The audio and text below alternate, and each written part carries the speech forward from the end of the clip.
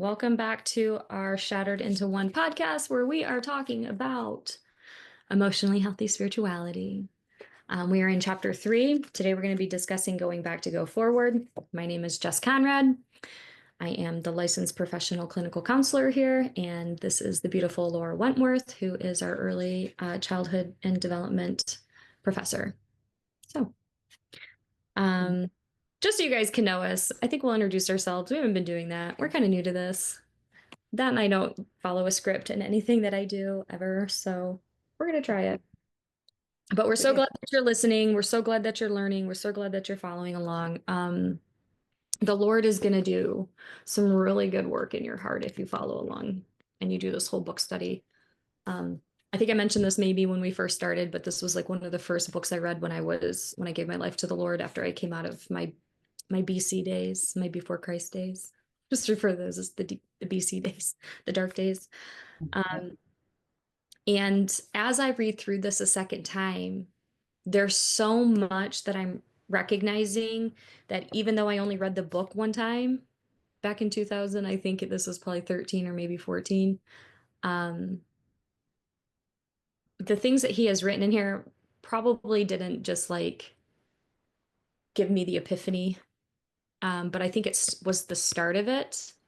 So then Mhm. anything I was reading and studying, I mean, obviously it's 10 years later since I started this journey, 2012. But since reading this book, I can't tell you how many books I've read. There's just so many, so many. I have my own personal library that I'm developing.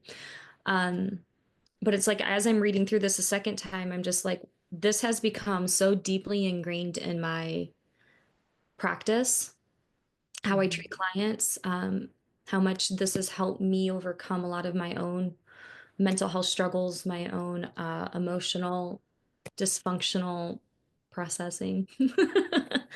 um, but really, it just shows me like how powerful it really is and how much this will help you. So, just really excited to see or hear other people's like takeaways. Even if you don't know what it is right now, 10 years from now, looking back, going, oh my gosh, that book really changed my life. It really helped me a lot. So thank you, Peter Scazzaro, for writing the book, letting us do our little book club about it.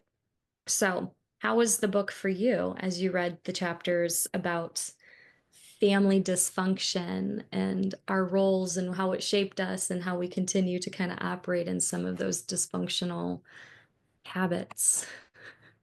Oh, well, it took me on a tangent. I made an important connection that I'll share at some point when we get to that. But yeah, it is really making me think. So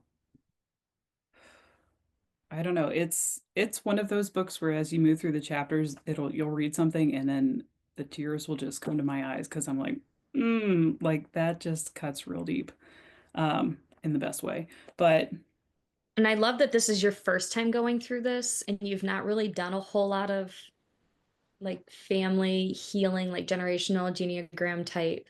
right.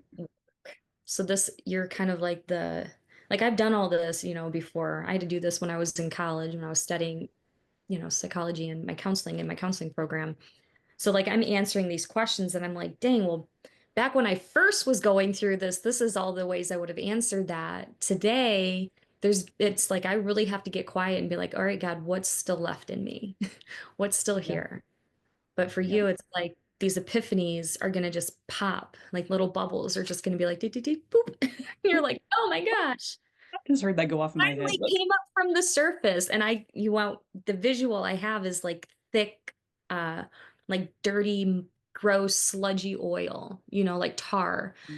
And these bubbles are at the bottom of this pit that are your life sources. They're the things that are making the oil dirty because you're living your life that way, but the bubble is the truth. And the Yeah. deeper you kind of go into these bubbles don't just pop to the top real fast. It's like this slow, like this ascent to the surface. And then as soon as it's ready and you get to that place, it like, poof, and to me, it's like that's like you're letting yourself out of this thick, dark Yeah. tar pit of hell.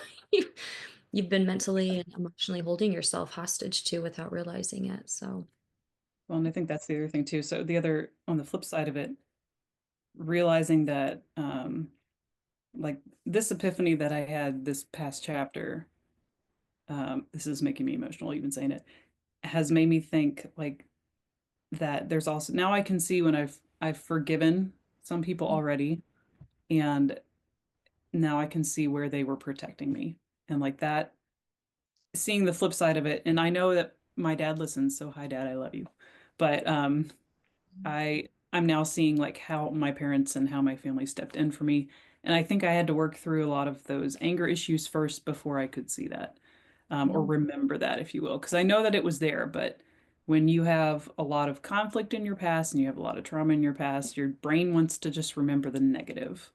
Mhm. And so now that I'm clearing that out, I'm starting to remember, those areas where they were doing their best and they were trying really hard. I So, love that you mentioned that because this is how the fight or flight response works in the brain. So mm-hmm. anytime you experience, whether it was actual, like life and death type of trauma or perceived trauma, because again, remember the brain doesn't distinguish between perception and reality. If you perceive something to be real, your brain will send signals to your body that will make that real. Yep. This is why it's, to me, I think that's why a lot of the mental health issues that our culture is facing today, just validate, validate, validate. And it's like, yes, that's important because you don't want to cause more damage, but there's a reality and there's a perception. To me, we are called as believers to walk in reality regardless of how much it distorts our once safely clinging to perception of what we think life is or was supposed to be or whatever. Um, and it sets you free. And when Mm-hmm. you are set free from being in that fight or flight response all the time, it's the good memories. I'm writing a Mm-hmm. biography right now, preparing for my book, Shattered into One. Um, and as I'm going through this, because I've gone through my story so many times and working through all the painful parts of it, there are so many things that are coming forth. And I'm like, but these were all the great things that came out of that. Even though there was a lot of pain and suffering, like God's like revealing to me, like, this is your character now. You learned that back then. That's what developed you to be this person. We had to get rid of, and this is what I think the refining, that purification process is, like we talked about in the last book.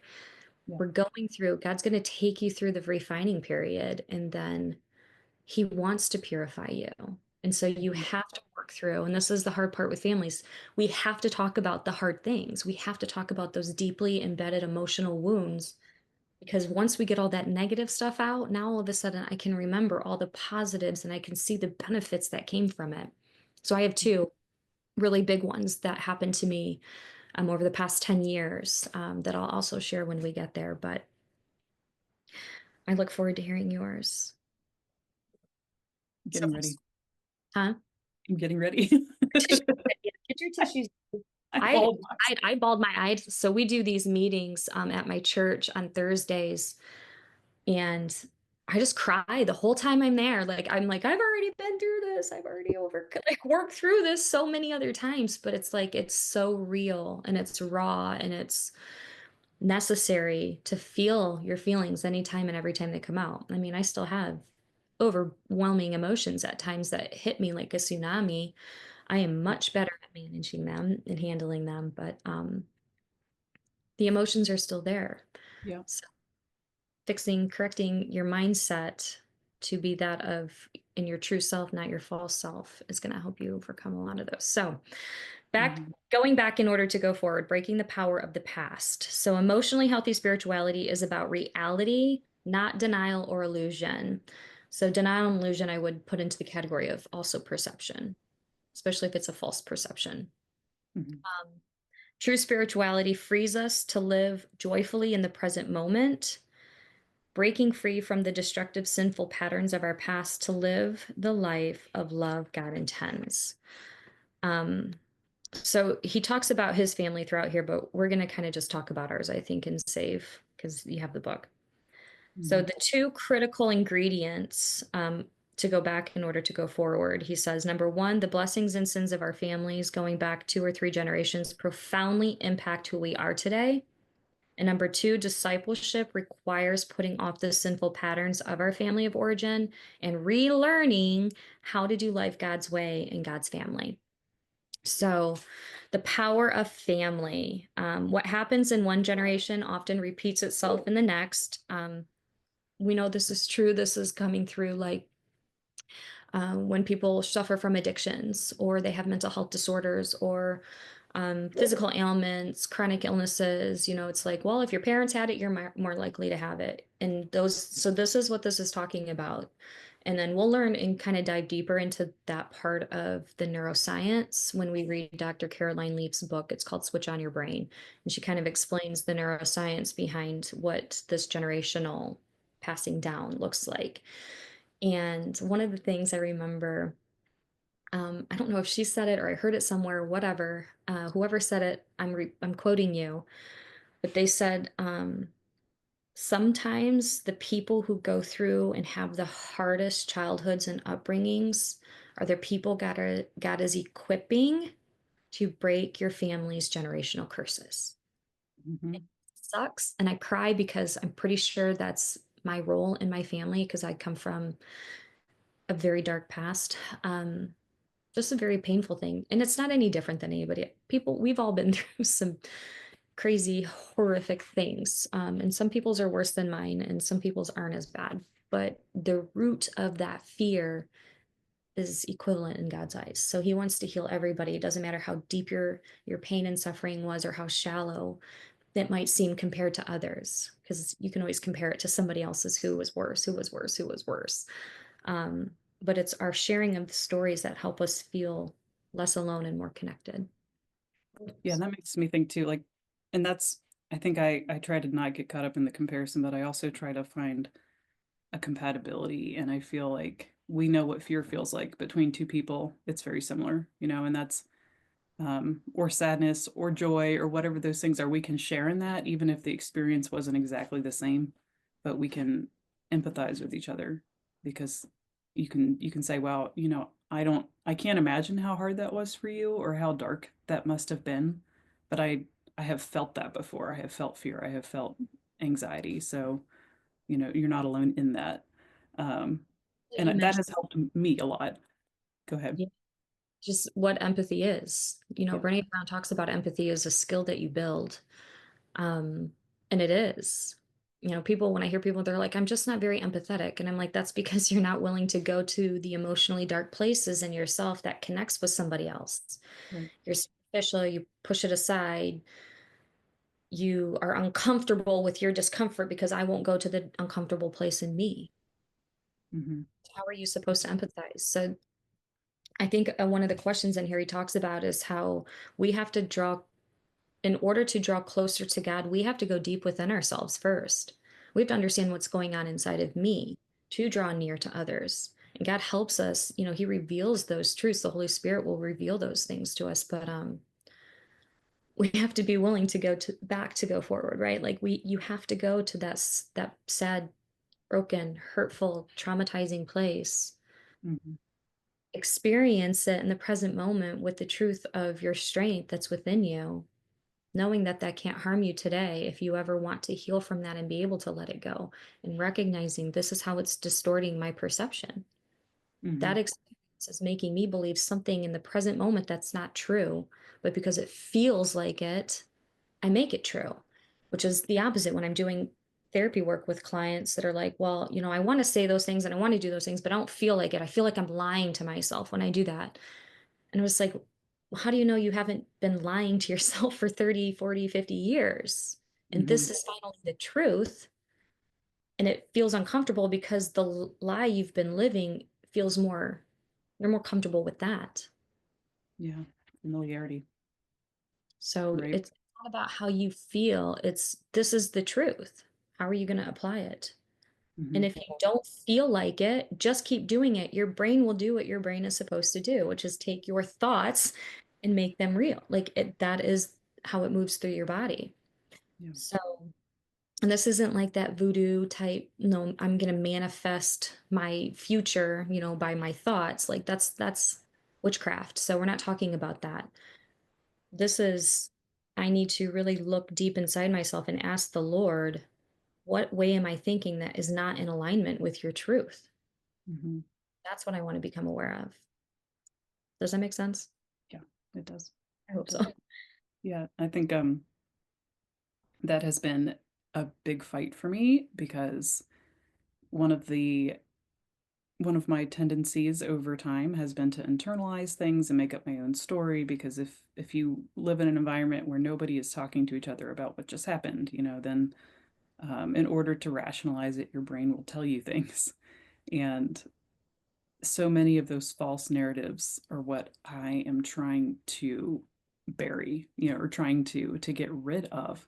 And I think I almost formed um, a tendency to be, what's the term? Not delusional. That's a little bit extreme of a term, but and sometimes, if I get really, really stressed out, and even I'm telling it to my husband, and he's like, no, no, no, no, that's not even like close to reality. Like that's, I can promise you that is not happening, and that is not the truth.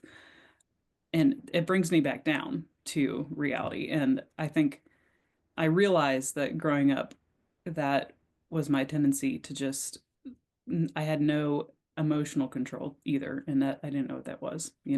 So those two things collectively would make me explode, Yeah. um, and would also make my mind just think some really intense and scary Awful things. things afterwards. I got to Right. figure out, I have to justify that emotion Hmm. instead of Hmm. going, like this feeling, I don't like what's going on around me. So, and this is why it's so crucial for parents to sit down and be still and calm and sit with their children long enough to say, you're having a really big emotion right now. Hmm. What do you believe about what just happened? What are you telling yourself? Kids will tell you. If you give them the time and the space and the stage to do that, they will tell you. And just the simplicity of having this conversation with your children is what develops that connection. Oh my gosh, I'm having a brain fart. I was just listening to Jeremy Fisher, I think his name is, and he was talking about it's not validating, it's not accommodation. Ugh, can't believe I can't think of this word right now. It'll come back to me when it's meant to. The connection that you make with your children, that's that's what helps them learn to regulate their own emotions. The I'm still loved.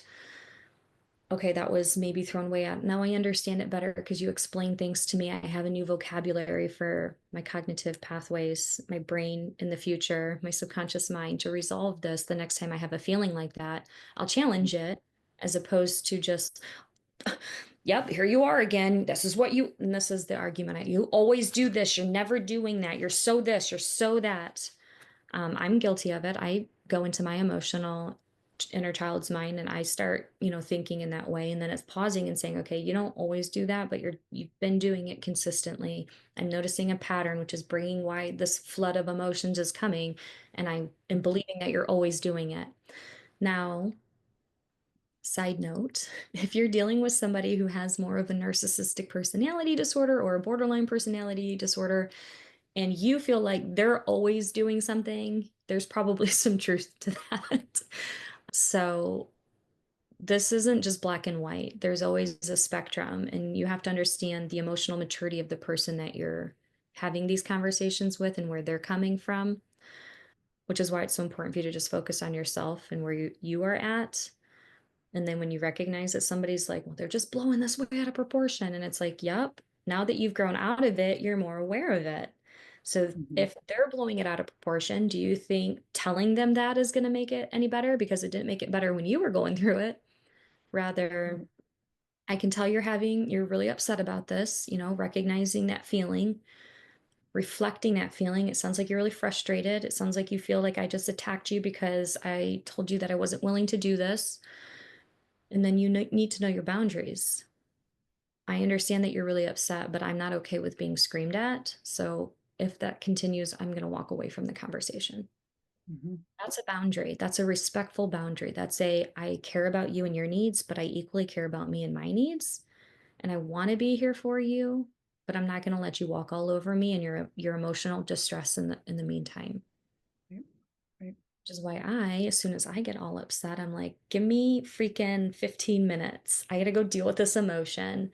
And if I'm in a relationship with somebody, whether it be my mother, a family, a sibling, my sisters, my ex-husband, all the time, his anxious attachment would never let me go cool off to think, Mhm, get past it because of his own stuff that he was going through.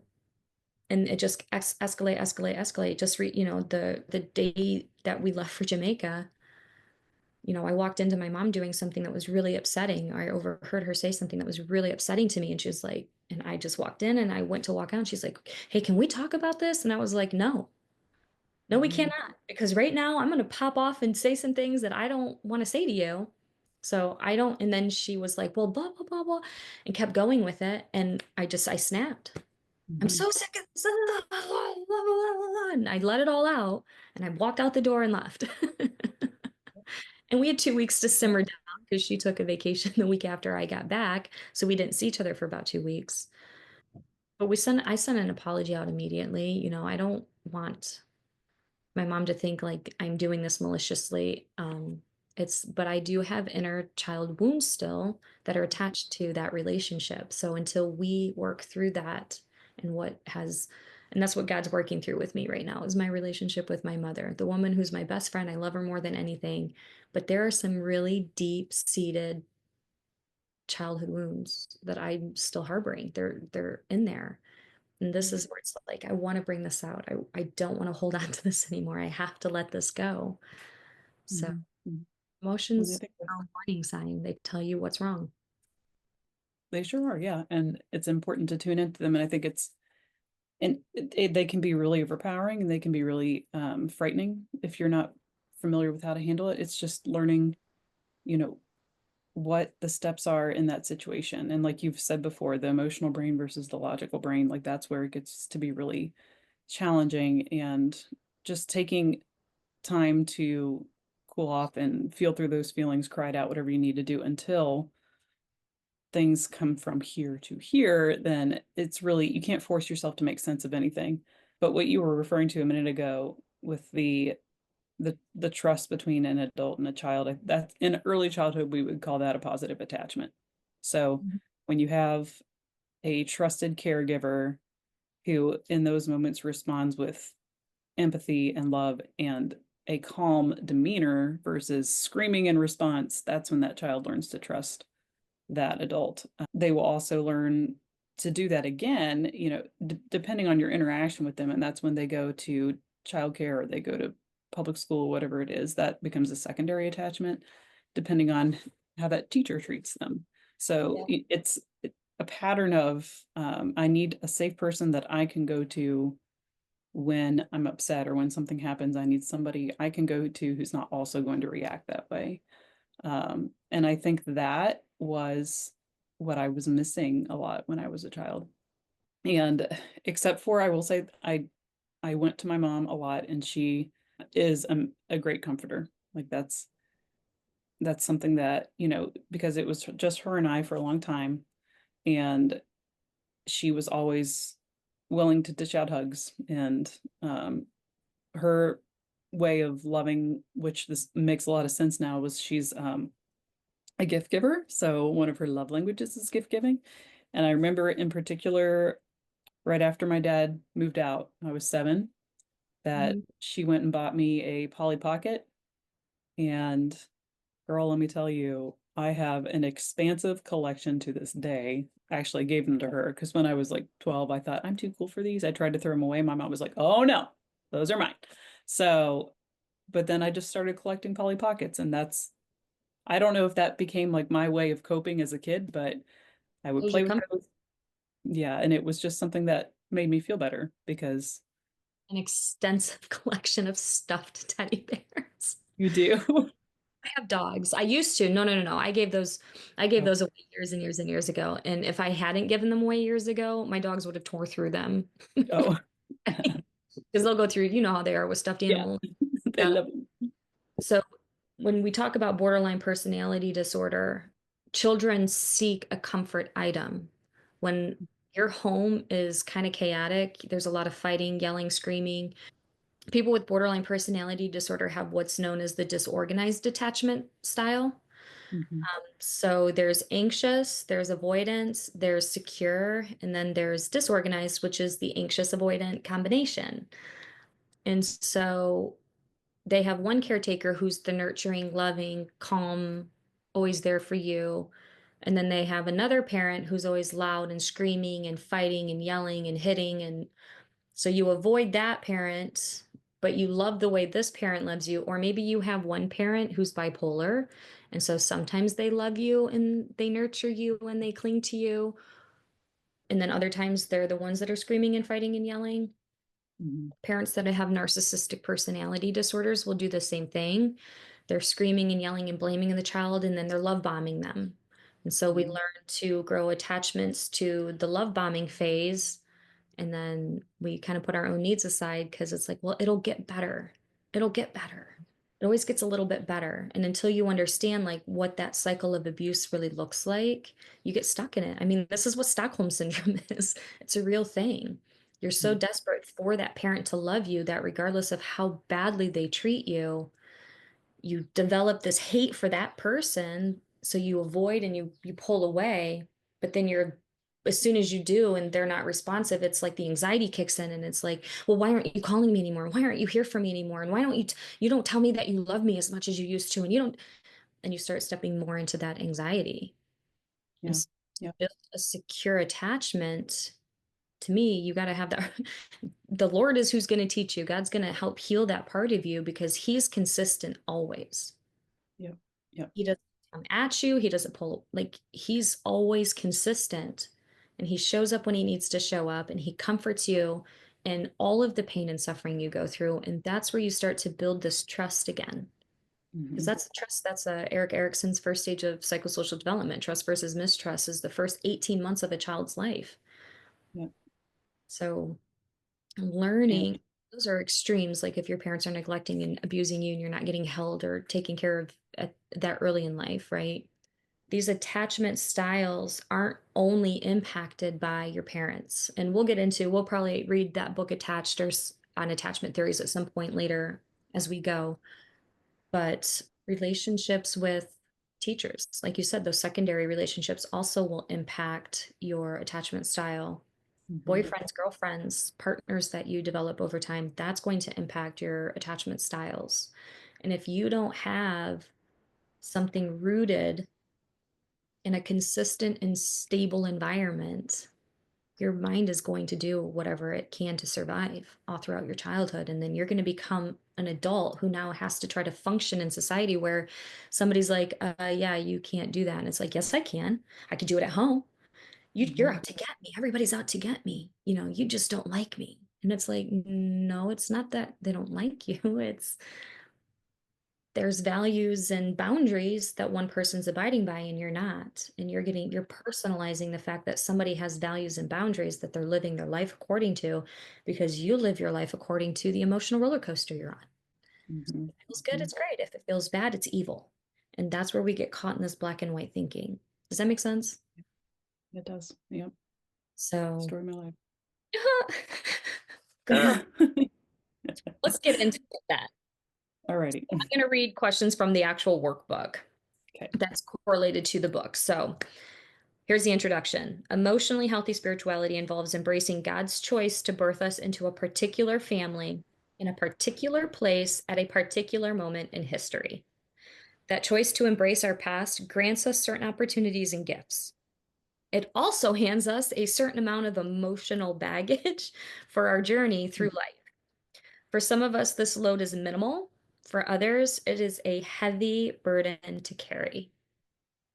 Would you say Mhm. you have a minimal, on a scale of minimal to a heavy burden to carry? If it's 1 through 100, where would you fall on that line? 90. I would say it's up there. Just because I'm walking through something right now that out of obedience I'm going to do, but it's really, really hard. It's probably the hardest thing I've done. And I mean, it's strange to me because not You every have these a story. what? You have a story. Yeah, I do. And I'm going to read part of that story today. But this connects to that very, very closely. And reading through most of this has been, I mean, I've been very reflective. I've been healing a lot, but realizing how much those relationships influenced all of it. And that's what I'm struggling with. So I think after the fact, when I finally do sit down with these people and I talk to them, that it's probably going to drop to like a 40, but right now it's really high. The Um, reality of it, you're going to look back and be like, oh, that wasn't nearly as right. that. Because like I said, my mind likes to create its own version of this is what you're about to experience and this is what to expect. I like And to say that too, because I would originally, I mean, I'm probably in like that 80 to 90 percentile of the things that the way that my life has gone, the choices that I've made, the life that I've lived, my upbringing, and the amount of like negativity. But like I would have been like, oh, 100% for sure. Like it doesn't get any worse. And then I hear other people's stories and I'm just like, we all have deeply embedded, like we've all been through some terrible things. right. Not Yeah. everybody. There's no comparing. Like I'm just at that point now where it's like I don't, is it as bad as that person's? Is because I used to always say that like I can't really tell my story because I talk to people for a living who I know how bad life can be for some people. Like I Mhm. used to work at a sex trafficking built like nonprofit organization. Like I've gone to those events, I've met with those girls. To me, it doesn't get much worse than that. You know what I mean? But your pain is your pain. On a scale Right. of 1 to 100, like your pain is your pain. And if you Yeah. see that what you went through was in the 90 percentile, then you need to treat it as that severity. And then once you heal from that, you'll come back and be like, you know what? That's probably was from what I know now of what's going on, like, yeah, it seemed and I over, catastrophized a lot of things in my childhood. Mhm. And this chapter here really helps you break those things down. Yeah. How Yep. serious is it? Can you forgive that person? Even though it seemed like it was the most awful form of betrayal you've ever experienced in your whole life, what did you gain from it? How did it make you better? hmm hmm So, and admittedly, I'm still working through that. That's going to be, and maybe I'll have some more epiphanies today, but I think because there was just one particular experience that it went on for a while, and that was me trying to find the benefit from it has been that's where I'm at currently, but I know God's walking me through that. So, I'm gonna Yeah. find it, just not there yet. And I'll share because I have, why is this happening to me? Like, I have the outside looking back, like, oh, now I understand why that happened. Yeah. Yeah. If I have to get up because my dogs are scratching at the door, I will, Okay. but it'll make it last as long without that happening. All right. So, um, the choice to embrace our past grants us certain opportunities and gifts. Okay, we talked about that. True spirituality frees us to live joyfully in the present moment. Living joyfully, however, requires going back in order to go forward. This process takes us to the very heart of spirituality and discipleship in the family of God, breaking free from the destructive, sinful patterns of our past in order to live the life of love that God intends. So, here's our day by day debrief this past week. At the heart of this course is nurturing your relationship with God, especially in silence and scripture. How was your experience this past week in practicing silence?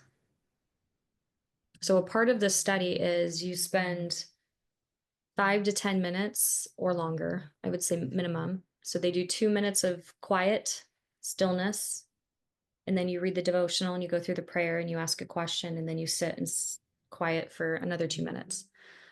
This is like at the if you just rush through it, a minimum of probably like 7 or 8 minutes it would take for this quiet time to happen. And I would say it went well for me. I actually did try to sit down and do that almost every day this week. So, And in the afternoon and evening, if, when I was feeling a little bit better, I did come back down to this is my spot now. I love it. I love to read here. It's quiet, and usually my cat will just come join me, and it's a real, I feel like I've been able to find a space in my house that allows me to focus. So I'm doing better in that area. How about you? Oh yeah, I mean, so I've been doing this for so long, getting up in the morning, like my morning routine, my bedtime routine.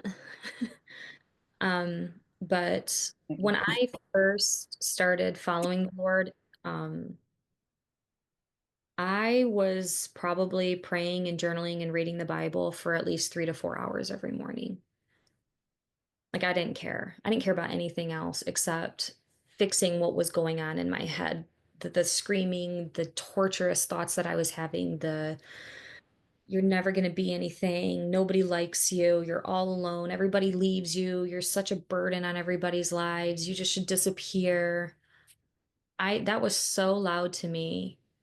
And I had just also started my undergrad in psychology because I wanted to know why I was crazy. And instead of going to a therapist, because I didn't know you could go to therapists, if that makes sense, Hmm. I didn't know counseling was a thing. All I knew was you could talk to a pastor about your problems, but that was who you talked to. I never remembered seeing a therapist or a counselor, anybody, or when my parents went through their divorce after, the tragic things that we went through as kids. My sister talks about a little bit. She's like, I remember going maybe to like talking to somebody once or twice. I'm like, I needed to be in there for like 6 years straight. Like, you should have just like put me in a residential facility and been like, you're staying here. I think that's also why I'm so drawn to those community, like residential type facilities and those girls that are in there because they feel abandoned. All it does is reinforce the abandonment issue of my parents don't love me, they ship me off, nobody can handle me, I'm too much, I'm so unlovable, everybody hates me, nobody cares about me. Um, and I'm like, tell me more. I love you. I'm here for you. I want to know more. They're like, no, you don't. I hate you, Miss Jess. I'm like, okay. But when I left that facility, every single girl, even the ones that weren't my clients, were like, "Women, I miss you so much," hugging, clinging to me. The one girl who tried to make my life a living hell in there was like, "I just want you to know I really do like you a lot." Like, I know, girl, like you're gonna be good. Just keep working on it.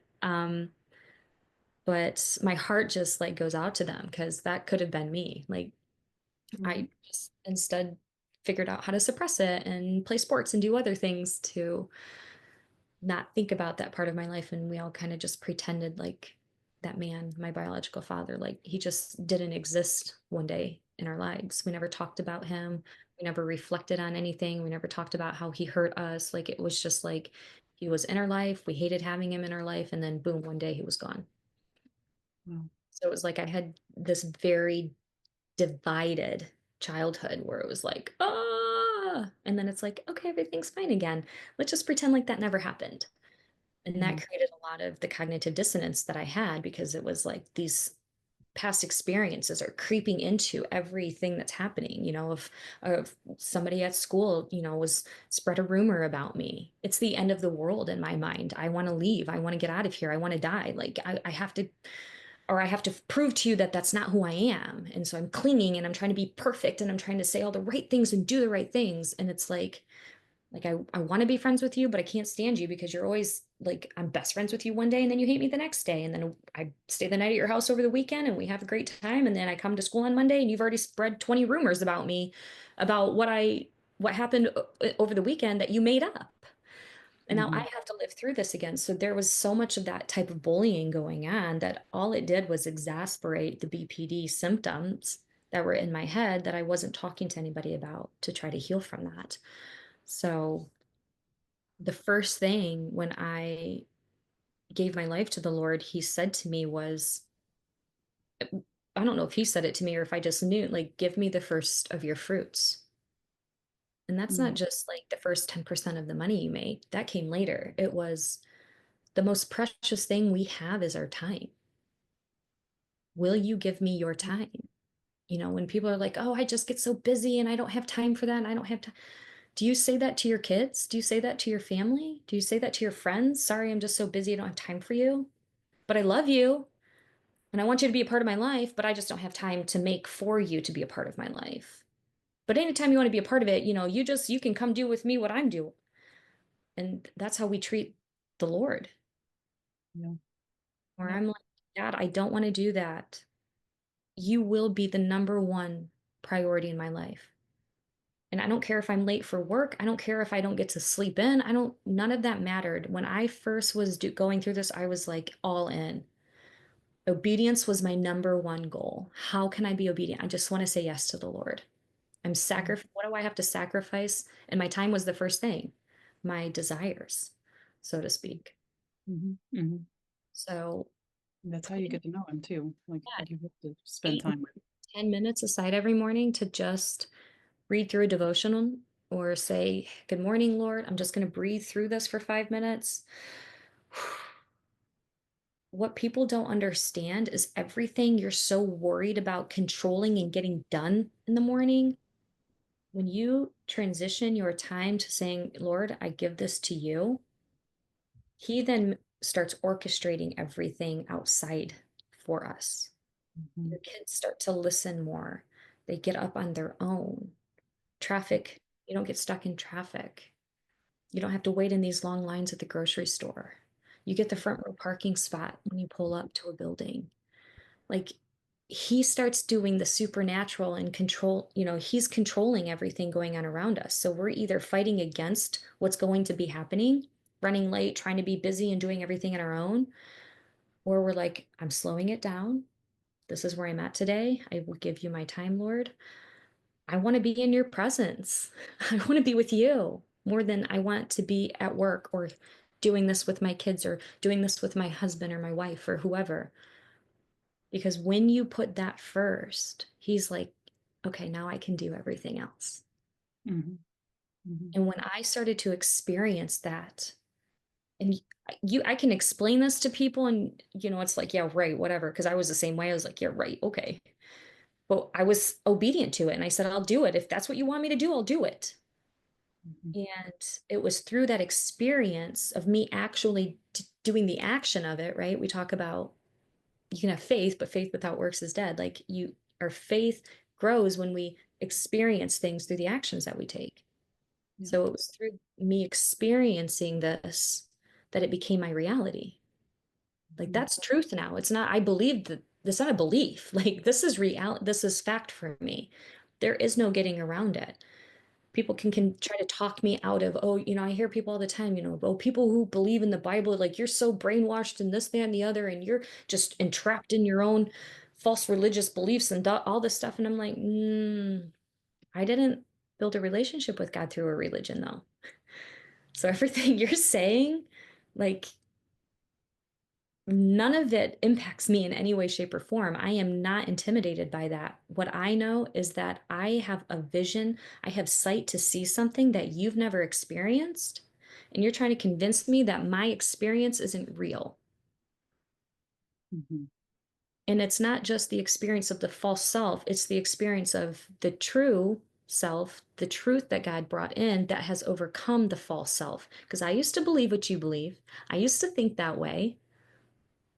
But it Mhm. wasn't serving me in any way. I was still having all of these problems. And it wasn't just because pain and suffering doesn't go away when you believe in God. You just have this weird supernatural peace about it where you're like, yeah, that sucks. But it's not debilitating me. I'm not like losing my mind over it anymore. And to me, that's the difference. You're losing Yeah. your mind over some things. Like we got to talk about what your beliefs are. And that's what I Right. love about this book that he wrote, because it really helps you figure out what those false dichotomies are, like you're experiencing. So, quiet time, that was all a very extended version of the importance of setting aside that quiet time in the morning and the benefits that really can come from it. And if you start with 5 minutes, that will grow into six, into seven, into eight, into 15, into 30, into an hour, into 2 hours. Like you just get more thirsty. Mhm. Mhm. So, how did the family you grew up in do conflict, and how did that impact you? Well, either didn't do conflict or we did. It was either 0 or 100. I think depending on the family member, there were some people who were very much like everything was a conflict and it was an explosive conflict. And then there were those of us who were the total opposite and we internalized it and we internalized it and people please and people please and people please until we got to a Peacekeeper. point, right, peacekeeping, until we got to the point where we were so full of rage and hurt and so fed up with it that we explode. And that was a Wow. constant cycle. So we either didn't talk about it or we did, and then it was really bad. Did you And ever then talk about it, or was it just like, if we can sweep it under the rug, great, but anybody who brought it up, it turns into this blowout fight? mm-hmm. Because that's how it was um, for yeah, like and avoidant. it was usually the same people who would bring it up, and the same people who wouldn't. Um, and then, you know, I would just actually, I wouldn't even blow up angry. I would just cry. I would just have a nervous breakdown because I felt like I was carrying the feelings and the the happiness of everybody around me. And so when it got to the point where I couldn't, that's when I would lose it, or I would be sick, I would be so exhausted, and I just would crumble under the pressure. Is your What would you identify as your family role? Like, were you the hero where you were trying to make sure everything was done exactly the right way? And if I perform perfectly, then everybody will be happy around me. Yep, I actually was referred to as the golden child Golden because child. There it is. I That's never one of did them. anything wrong. I never, stepped out of line. I worked really hard in school. I was a helper around the house. I'm the oldest child, so I did a lot of things for my siblings, but that was pretty much my experience until, and I'm, like I said before, I'm a late bloomer on a lot of things. Like my rebel stage hit in my 20s, and that all came out, and it was real bad. What do But you think you're rebelling against? hmm, What do you think you were rebelling against? I was rebelling against what I felt was oppression. I was in an environment where I felt like I had no privacy. No, there were no boundaries, there was no personal space. Anybody could walk into my room at any point and just demand something of me, and not having a voice, feeling like I didn't have a voice and feeling like I didn't have rights. It got to a point where I just got so mad over the fact that I was like, nope, I'm done letting other people tell me how to live my life. And Mm. that's when that all came out. I And think that our was rebellion stages are when we are rebelling naturally against the false self that's trying to take over, right. Yeah, and but I think also, elevate it. yeah, and it well, so when we were separated the first time in our marriage, that's when a lot of that anger came out because I started associating, and this was unfair, I started associating him with all of the authoritative males that I had had in my past. And I was just so sick of men trying to tell me what I Don't couldn't tell me what do. to do. Right. Like trying to control my life and This mess isn't it up. just men. Like, men react this way to their wives a lot of times too. Tell me what to do. And it's like, Right. I'm just trying to be helpful. And they're like, no, you're trying to control everything. You're so controlling. Yep. Yep. Well, that sounds But like I that's think, mom. right. It sounds like your mom. Bad about Um, yeah. but yeah, that's a lot of my, what I've realized is a lot of my issues, and it wasn't just them too. There's another person, my grandmother actually on my paternal side was a very controlling person. And I have realized over time that a lot of those people, like when I would see or experience those behaviors, it was basically her becoming that person or them becoming her. And then that would trigger me. And I didn't realize that was what was happening, but over and over and over again. So it even got to a point where this one random person who was hired to be a wedding coordinator for my cousin's wedding, and she had a lot of those personality traits. And Controlling part. Because that's what a wedding planner needs to be, is in control of what's going on. right, but it was a little excessive to like the point where like when we would be on a FaceTime call together, she would be like, her face would be in the camera, like she was always there. So, but it got me to a point where like after putting up with that for a couple of days, I had a major freak out. I What is yelled at that? her, That, I like, left. that was your wedding planner?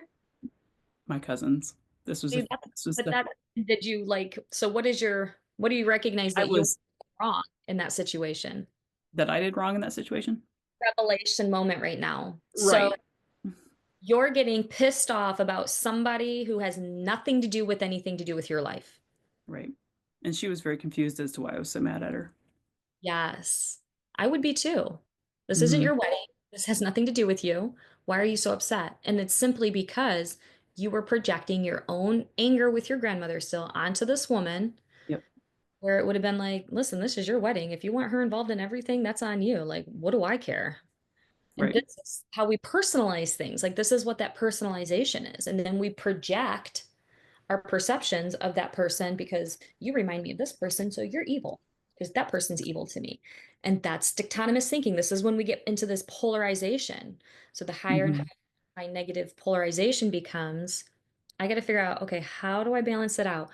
When am I, because you're doing the thing that you're mad at her for doing. You're trying to control something that has nothing to do with you. So you're becoming the person that you hate. And you Hmm. can't, this is scripturally speaking, this is how I understand, don't point out the speck in your brother's eye because you have the log in your own eye. And to me, it's kind of like if you're looking through a tunnel, like a toilet paper or paper towel roll or something, but very, very long, right? So if I'm looking at that person through that tunnel vision, it's huge when it's up close to me, but I don't see it because it's on the outside of my eye. I just see what you're doing. But Yep. it's the same thing. Because if Yeah. I was doing this and this wasn't a wound inside of me, that would not bother me. Right. So the Well, and I thing think I'm really bothered by, it's like, oh my gosh, I'm becoming the thing that I hate. That is a yeah, principle. Like this is fact. This is principle. There's no getting around it. If you have hatred towards anything in your life, you will become just like it. So be aware hmm of it. yep. Hard love. So, and I think there were definitely moments there too. So, I had also eaten gluten the day before, on accident. So I was emotionally compromised. We were not doing well. Didn't realize gluten had such a strong impact on emotions because Oh my gosh. Literally, it'll just turn me into a giant baby. But I would try to kind of keep letting it go and letting it go. But she kept coming back up to me and asking me to do more things and like poke, poke, poke. I think the it point, was. Hold on, we're gonna explore this. I'm turning into a therapist right now, if no, anybody it's can. fine. So she kept coming up to you and poking you and asking you to do more things and more things and more things. And what did you keep saying to her? I didn't say anything. I just stared at her. And you would do it though, right? Because in your Mhm. mind, you're the golden child who's like, I have to do this. No, I Whereas walked away. I actually stopped. I so you quit my walked duties. I got so away. mad, I walked But up away. until that point, you didn't just get mad that one time she came. There were a lot of times she kept coming to you. Hmm. So your rebellious child, this golden child who part of you is like, I have to do these things because I have to do everything. But the rebellious against that side of you is like, you're not doing that. And your golden child's like, but we have to. And she's, no, you're not. Screw them. They're stupid. You're like, but this is this back and forth dialogue, right? That's probably going on in your head is this until Yeah. you finally let the rebellious person come out and say, middle finger to you. I'm not doing anything then. Screw all of you. You Hmm. went from one extreme to the next. And this is this pendulum. And I think people have to go through that. You have to know what it's like to get to the other side to break free of the Yeah. emotional enslavement. Yep. Now, today, if something were to happen, what would you do differently? If somebody keeps coming to you and is like, kind of like at work, your job, when people are just keep coming to you to do this, and now you're going to do this, and we want you to do this, and you're not doing this, and you're not doing that. I think that would be a situation where I would just say, okay, thank you for bringing that to my attention, and I will consider it, and think about, is there any validity to it? Because if I feel rushed into a situation, that's when I get really emotional and very anxious, and I tend to spiral. And so I do need more time. Like my brain processes slowly. I need time to think through things. It's always been that way. And I tell them, if you can give me, I will take some time. Not if you can give me, but I will take some time and get back to you soon, and give them a reasonable time frame. Okay. I would be the person who says, you know what? I don't have time to do that. I got these other things going on. You know what? You have me doing these three things. I'm okay with that. You're gonna have to find somebody else to do that other stuff because I won't be able to make it work with my schedule and the load that I'm carrying. Yeah. Yep. I wouldn't be able to put all into this, so I don't want to half-ass this job. Right. It's boundaries. You grew up Hmm. in a household that had no boundaries. You weren't Hmm. allowed to have any boundaries. You do it as I say, everything I say all the time. Yep. So Yep. the more you learn to say no, which is Hmm. really hard for the golden child doesn't usually say no. They say yes to everything, and then they are resentful for having to say yes to everything. Hmm. Hmm. Person for making them make the choices they're making them, it's disempowering. So Hmm. instead, I go, you know what? I'm the reason I'm miserable right now because I'm the one who's not telling people no. I'm not capable of doing it. Yep. So Yep. Very true. you're no longer a victim. You are the victim when you're blaming the other person for making you do the things that you're doing. Or you Yep. go, I am not a victim to this. If this person keeps telling me to do all these things, and I'm telling you, when you don't say anything at all, that's what suppression is. Mm-hmm. That's what you bottle up. That's what you bottle up. Instead of being, hey, you've been asking me to do a lot of things. Like, do you realize that? Yeah. That's the scapegoat. That's me. I'm not doing that. You've just asked me to do 14 things. You haven't asked them to do anything. Like, why would I be the person who does all of these things? Mm-hmm. Now Mm-hmm. I'm calling out the discomfort. The elephant in the room has been exposed. All you ever do is cause problems. You just want to cause conflict, all that. So this is what I went through as a child. I had the same thing. A mother who was don't say anything because my biological father was he was he was evil. Like I mean just evil. He was Yeah. angry, he was a drunk, he was a drug addict, like he was evil. He would beat you, he would smack you, he would shake you, he would throw you. Like the man was not nice. And then I have this mother who is like the most loving, amazing person in the world who's scared to death of this man as well. So she wants to comfort, but she's like, it's your dad. And if I say anything, he's going to beat you too. And I can Mm-hmm. only imagine that that's like what it was like. Mm-hmm. Um, but I don't know because I don't know all of the times that what my mom, I mean, I know some things that she would stand up to him and it would not end well for her or for us. So I had the very loving, nurturing, and the very loud and, it's the conflict avoidant with the I'll scream in your face and you do as I say. I don't care how I'm treating you. It is what it is kind of thing. Mm-hmm. Um, so learning how to navigate and find the balance between those two extremes was very difficult for me as a kid. But once my dad left and was out of the picture, that part of me was off. So I could just step into the people pleasing and try to do everything exactly right and follow the rules. But I still had this, I don't like that. There's something that was just so wrong about it to me because I wanted to stand up to, like, let me make my own decisions. Autonomy was very important to me as a child, and I wasn't oftentimes given that because my mom was just afraid that we would make wrong decisions or we would do something that would cause our future to be.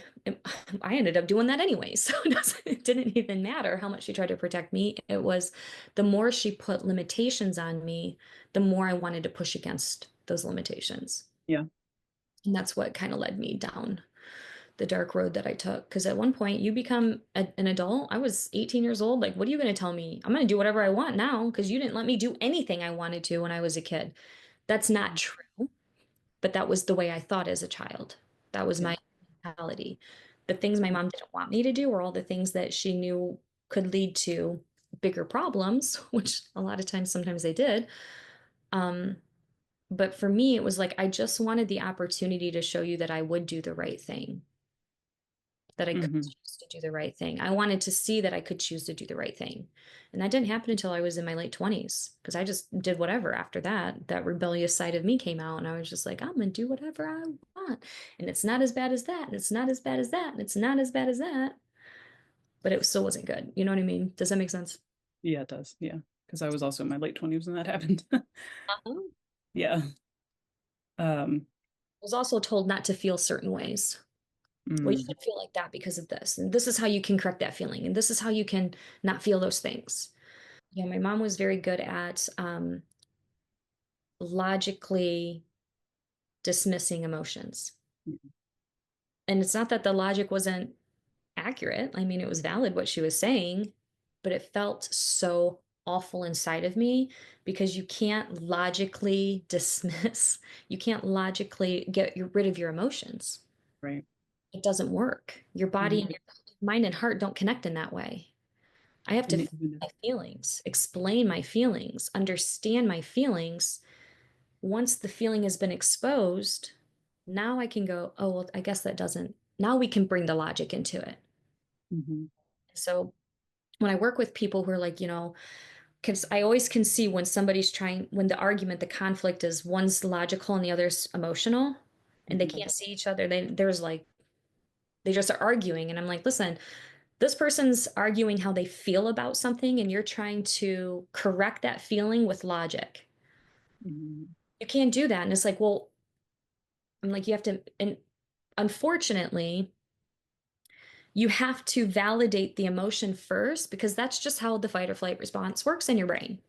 mhm, You can be logical all day long and not be emotionally in it, but the person who's emotionally in it, their logical part of their brain is literally turning off as they're expressing their emotions. And the more that you invalidate that feeling, the more their prefrontal cortex is turning off. I'm mhm, not thinking logically. It's impossible for me to think logically because I'm going into fight or flight. And I'm going to freeze, and you're going to stew, or you're going to scream and you're going to fight and you're going to lash out. And now you look like the crazy person. And this is how manipulators are so good at what they do because they can keep calm and they can poke and provoke and poke and poke and poke until you blow up and now you look like the crazy one, which is why you have to be able to say, no, this is how I feel. This is why I feel this way. Is there any validity to this feeling? Where is this coming from? yeah, How can I better understand this? What are different perspectives I can take right now? So there's yeah. some treatment in there. Going back to go forward video. So there's a video we watched. We're going to go to the starter questions. Our need to go back in order to go forward can be summed up in two essential biblical truths. Number one, the blessings and sins of our families going back 2 or 3 generations profoundly impact who we are today. Number two, discipleship requires putting off the sinful patterns of your family of origin and relearning how to do life God's way in God's family. So, what concerns or fears might you have in looking back at your family of origin to discern unhealthy patterns and themes? I wrote poverty, emotional abuse, and conflict. Probably should have wrote physical abuse in there too. So, those are the things, but the question asks, what are your fears? Because you're not And afraid of poverty, you're not afraid of like that was what happened, but what is the fear that's actually attached to those things? probably just reliving it. I mean, for me, I think discovering things about it and then seeing that in myself. That's probably going to be the biggest thing. Okay. Yeah. So, some patterns of things that I've heard through the course of working with a lot of patients through these types of questions. Well, I might hurt somebody's feelings. Mm, They might think that I'm a bad person for doing this. What if they don't like me anymore? What if I was wrong? What if this mhm, whole story I've been telling myself for all these years is it was never true? Now I have shame. I'm afraid of feeling ashamed and guilty. So there's these fears that to me anytime you're in a fearful place, it's the enemy trying to prevent you from growing and developing and stepping into your true identity. So if I start to feel scared about something, this isn't like the hair on the back of your neck is tingling and you're like in a dangerous situation. You need to be aware of those things. This is thinking about confronting somebody with a hard thing kind of fears. Well, if I Mhm. say that, I could lose my job. Well, if I speak up, I might lose my followers. My company might implode. So it's scary to think about losing what you have in order Mhm. to do the right thing. Yep, So definitely. um, the I think maybe the fear of loss is what I'm For sure. consistent. It's that's like kind of like the underlying root of if I do this, I could lose something. What am I going to lose? And I think Mhm. that's where like maybe the generalized part of this fear comes from is a loss of something, someone, an item, money. Like, and when you understand what that fear is, you understand what you're idolizing. Mhm. Mhm. I idolize people's opinions over God's what God says to me. Mhm. I idolize my possessions over what I trust that God will provide for me. Yep. So whatever you're afraid of losing, that's what the enemy's coming after all the time anyways. So Mhm. if you get rid of that fear of loss of whatever it is, that's where God can now step in and say, this is how I want you to start operating. This is my truth in this area. And you might lose that person and that friendship, but it might only be temporary too. Because I got to Yep. work some things out in their life. But I need you to speak this truth. I need you to reveal this. I need you to expose this so I can correct it. And you're going to Mhm. look like the bad guy for a while. So who Yep. cares? Be the Mhm. bad guy. Right. Yep, I could definitely see that. I think maybe concerning what I'm going through now is the um, fear of of losing autonomy. That would be it. Because walking back into this situation where this person had a real heavy hand over me and over what I could and could not say and what opinions were okay and that sort of thing. I think being able to have my own voice is going to be that's going to be the thing that I'll have to fight to keep. So Yeah. that I would be think it. it's what you're fighting to have right now. Mhm. Yeah, and I feel like so I feel More like I'm in that you, yeah, I feel like I live in an environment now that I do have a voice and I am free of that emotional abuse or mental abuse, but what makes me afraid is stepping back into that environment, going to where this person lives. And like in my mind, like that's a scary city. It's a scary yeah. place to be, right? Because I've been away from it for so long. Yeah. And I think a lot of my fears come from like, I think about it from my own perspective.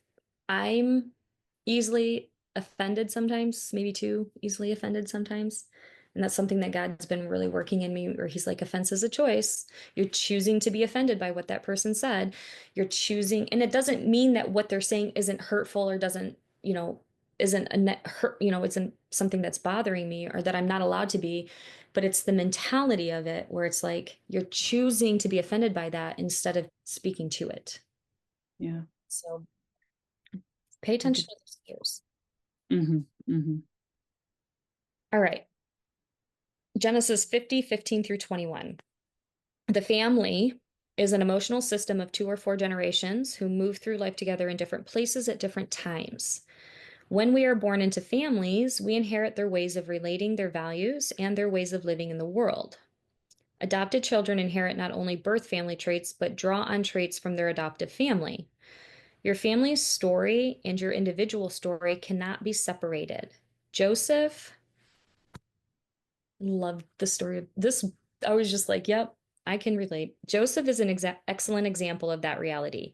He was born into a complex blended family where his father, Jacob, Jacob's two wives, two concubines, and their children all lived under one roof. Joseph was Jacob's favored son. As a result, his brothers grew jealous, leading them to sell Joseph to a merchant who took him to Egypt. The brothers never expected to hear from Joseph again. After he was sold, Joseph's life became tragically difficult. For the next 10 to 13 years, Joseph first lived as a slave and later as a prisoner falsely accused of rape. Imagine yourself in Joseph's shoes, sitting in a prison cell without any hope of freedom. What thoughts, feelings, or doubts might you have about your family, yourself, and about God? So it was kind of hard for me to put myself in his shoes, but I did write, wondering if they would look for me. Do they think about me? Do they miss me? Do they regret what they did? Hmm. Angry at my brothers and Yep. questions about why God allowed it to happen. Yeah. Yeah. Why is this happening to me? I feel Mhm. abandoned, forgotten, ashamed, confused, vengeful, maybe, contemptuous. Contempt is that really disgusted by what somebody does, but and also angry at them for what they did. Mhm. Um, I think feelings I would have about myself is humiliation. Like it, for again, I'm a disappointment, feeling anxious, maybe weakness, like I'm a weak person. Mhm. So All I think all valid in that situation. yeah, Um, so just many emotions and feelings you're feeling if something like that were to happen to you. yeah, for Why sure. me? I think I say that. Why me? Why is this happening to me? Why is this so bad? And I ask that to the Lord a lot. And you know what? A lot of times I do get an answer, but maybe not the one I'm seeking, but I get something that is, I think yes, when you know God's talking to you is when you get an answer. You don't necessarily. yeah, that's pretty much the case. And I'm like, "Ah, okay, I hear you. I hear you. For sure. But so I don't want to skip ahead if you had anything else you wanted to add there, but I did highlight that passage about when his brothers then, after the fact, seek Oh, him we'll get out. into it. Okay. So through God's miraculous intervention, Joseph was pulled from the pit of prison and made the second most powerful person in Egypt. Later, when his brothers came to Egypt for food during a famine in Israel, Joseph invited them to return for their father and to live in Egypt, which they gladly did. But after Jacob died, the brothers began to worry. When Joseph's brothers saw that their father was dead, they said, "What if Joseph holds a grudge against us and pays us back for all the wrongs we did to him?" So they sent word to Joseph, saying, "Your father left these instructions before he died. This is what you are to say to Joseph. I ask you to forgive your brothers the sins and the wrongs they committed in treating you so badly. Now please forgive the sins of the servants of the God of your father."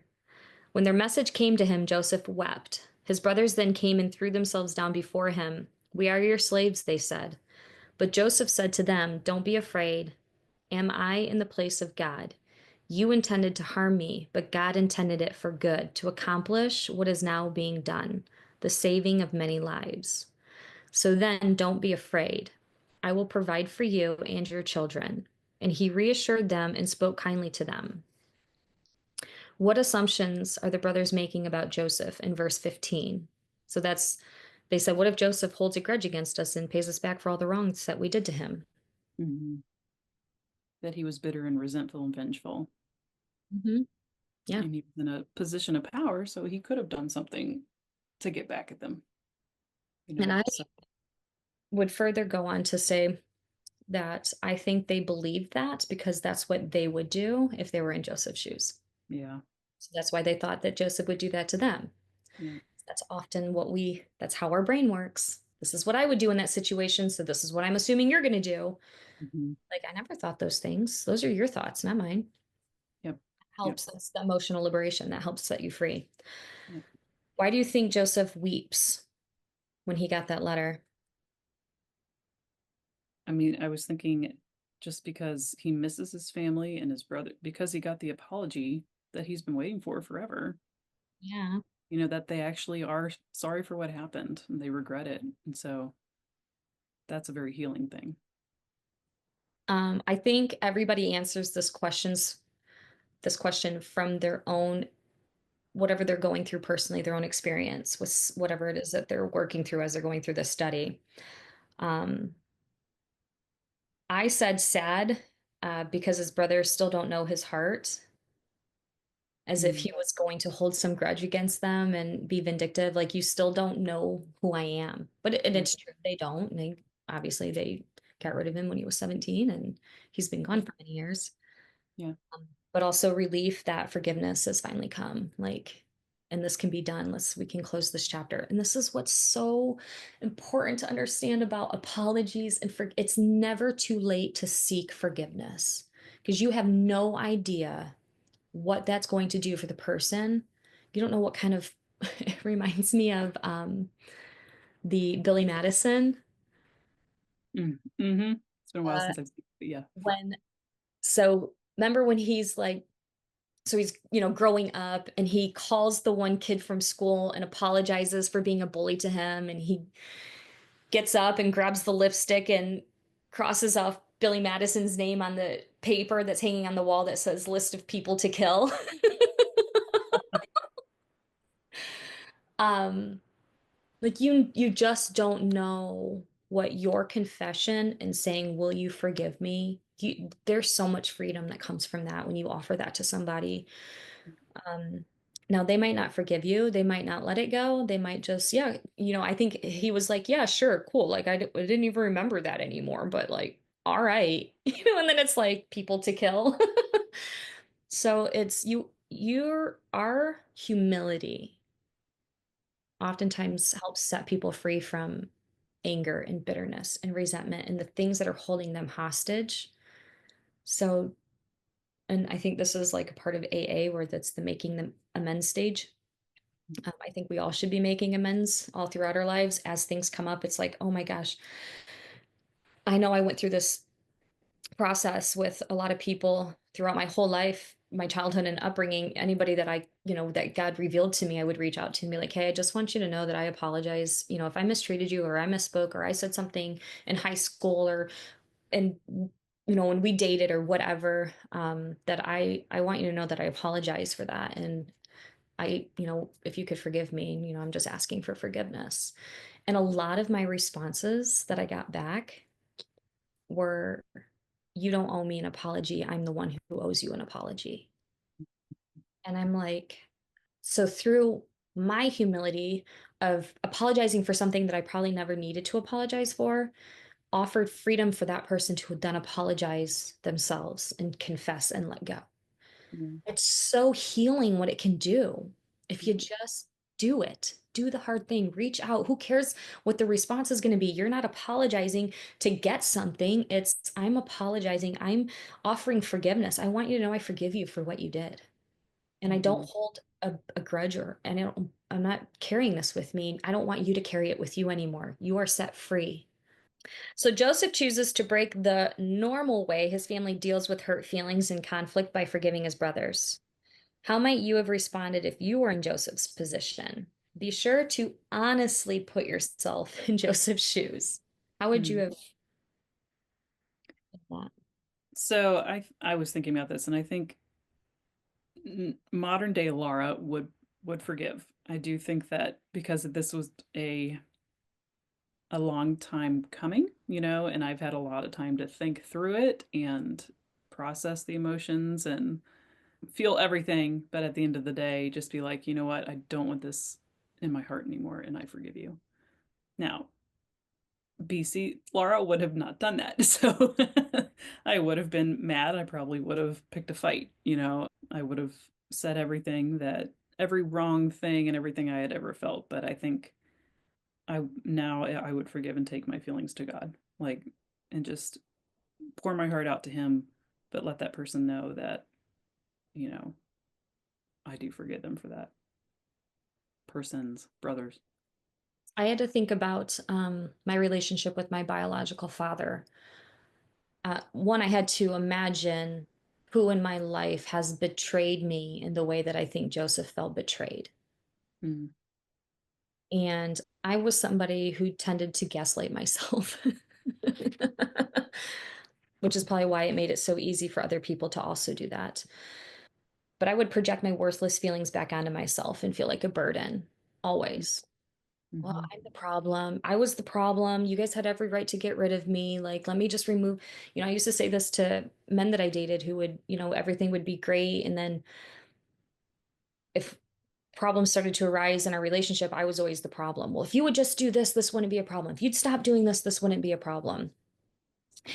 And so I adopted, and this was after my BC days, or this, yeah, this was my seeing things more clearly days. I would say that to them. I'm like, you know what? It seems like you have a really big issue with the life that I'm living. So if I'm the problem, let me remove the problem from your life. You let me know if it gets better for you. Mm, Because I didn't want to be the person who was defending myself. Like, well, no, I'm not. Like, I'm trying to do this. Like, at one point, I was like, listen, I'm not working right now. I'm going to school full time, trying to make something of my life. You mhm, take my car to work every day because you don't have your own. mhm, I still pay the bills because I have some savings in my savings account saved up. So I'm still paying half the bills. And you have a $900 a month smoking marijuana habit. So mm, if you're broke and you're not making money because you keep making bad deals with your businesses and you're using all your money to buy drugs, like that's not my problem. I am right. not at fault for that. So let me remove the problem from your life. And every time I would leave, they would cheat on me. Mm, So that just became a pattern. I mean, that was just, I mean, my mom and dad did that too, which that we kind of get into that later. Not my mom and dad. My dad cheated on my mom multiple times throughout their marriage, but my biological father, not my stepfather. But yeah. I was somebody who would just be like, well, I was the problem. So then I'm a forgiver. I'm a very forgiving person. Like I will let stuff go, but when I notice that you're doing the same thing over and over again, and I'm still forgiving you for the same things over and over again, and you're not taking any action to try to Mhm, work on that, that's when I have a problem where I'm like, I will mhm, forgive you, but I'm gonna stop allowing myself to be put into a place of harm. yeah. To me, that was my self-harm behavior was.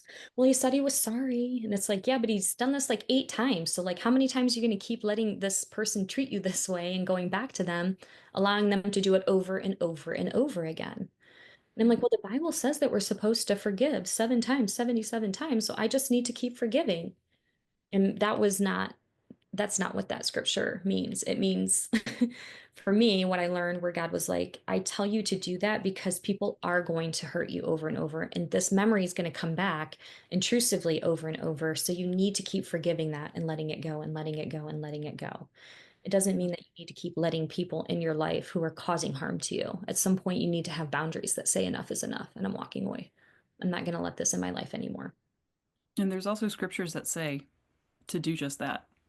Like that if someone says they're sorry but their actions don't follow it, that's the course to take. That's you do walk away. You do say, you know what?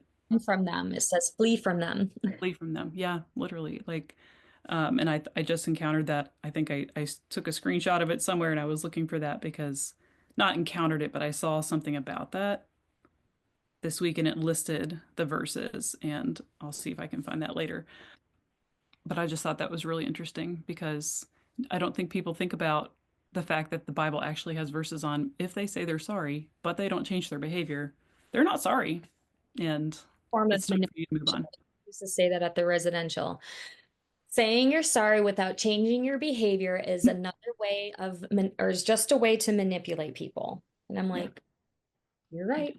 it is. And It some is. people don't even say they're sorry. They'll be nice for a while after they know they have messed up and then go back to the way they were because They don't the whole confess it. They don't say it. They're not right, taking responsibility or accountability for it.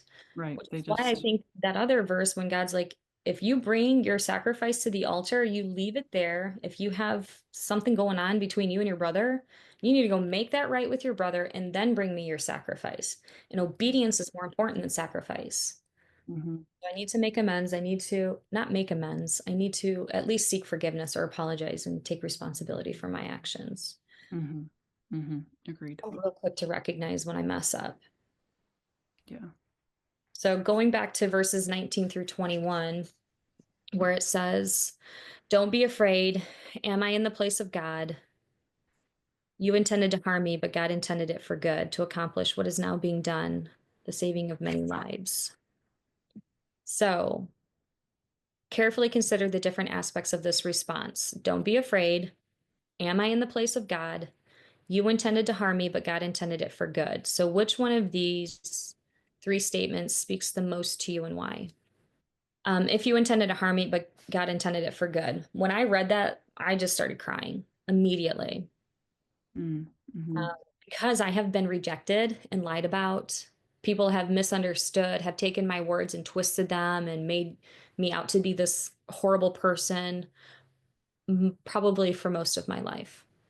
wow, And that verse set me free when I was like, okay, God, I am not a, this is that. So, one of the pivotal moments that I've had, which kind of goes into the next page, is when, after I had attempted suicide, my ex-boyfriend or my first husband at the time was just calling me crazy and laughing at me and like kind of just like